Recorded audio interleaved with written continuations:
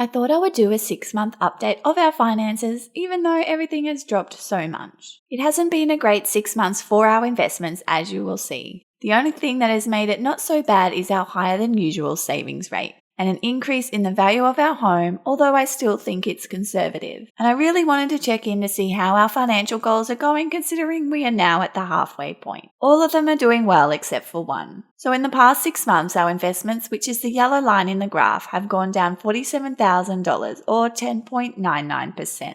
And this is actually a greater loss than the index, which is the orange line in the graph. These calculations are from ShareSite, which is a portfolio tracking tool that I use and love, and it also makes tax time super simple. There is a free plan if you have under 10 holdings, which I've used for many years. And if you're unsure, you can always sign up for the free plan to see what it's like. And if you do decide to sign up for a 12-month plan, using my link will save you 4 months off the purchase price of the annual premium plan. So our investments went down $47,000, but we also have our retirement savings, which also went down $34,000. So that's a total decrease of $81,548 of our investments. Although it's nice to have investment income coming in each month. And for the past 6 months, the total income has been $6,774. We use this money to cover the interest payable on our investment loan. Our investment loan balance is just under $330,000. If we subtract the interest payable from the investment income, we still have $2,800 left over of positive cash flow. This might be handy if interest rates continue to rise. Our portfolio is currently worth $375,000.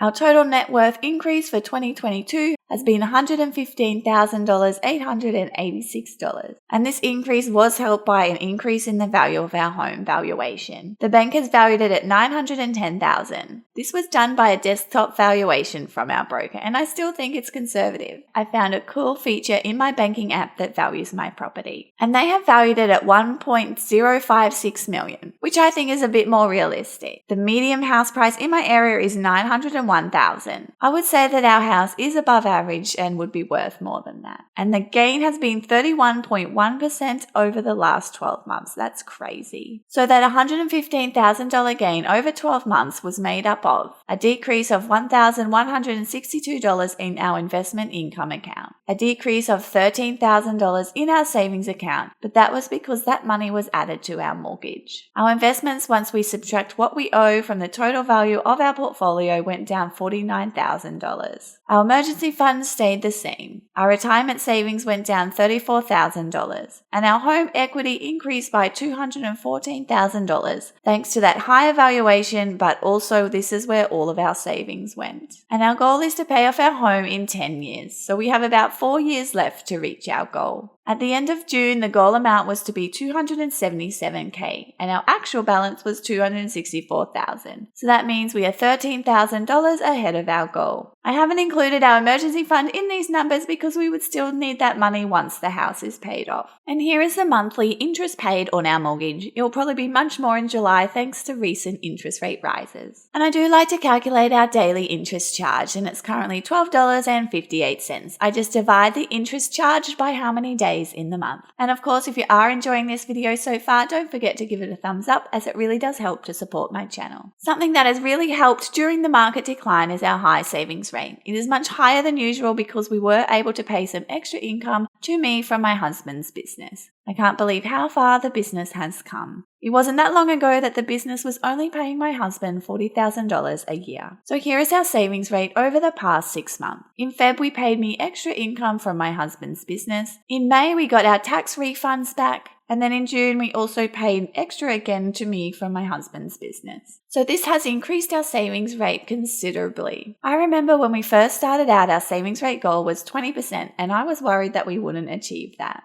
I think the big change that has happened for both my husband and myself is that we are approaching our finances from a growth mindset. I've been seeing an NLP life coach who has been helping me change my attitude towards money, among other things. This means focusing on abundance rather than scarcity. And here are our top 5 expenses for the past 6 months. Mortgage is number 1 as usual. Then food, which is always number 2. Followed by household bills, holidays, and then non-essential spending. And here is everything else. Childcare was less than usual as our rebate was more than it should be, but it is back to normal now. And now our financial goals. Goal number 1 is doing the best so far, which was to save $55,000. Then goal 3, which was to pay $62,000 off our mortgage principal. This is linked to goal 1 as that's where that $55,000 in savings is going. Then goal 3, which was to earn $125,000 in after-tax income. And then in last place and not quite on track was to earn $10,000 in family finance income after tax. This goal is not on track for a few reasons. I've halved the time that I'm spending on YouTube each week, which means I'm also publishing half the amount of videos that I did last year. And I've been focusing on my teaching income and working in my husband's business. I also deleted a heap of videos so I'm earning less income from my older videos. And if you want to know more about why I had to delete a heap of my videos, you might want to check out this video. So far, before tax, I've actually earned $4,739 for family finance income, which actually makes my hourly rate $50.63. I spend about 30 minutes on the channel each morning before my boys wake up. And that income comes from YouTube, which was $1,300 and $85, and then affiliate links, which was $1,600,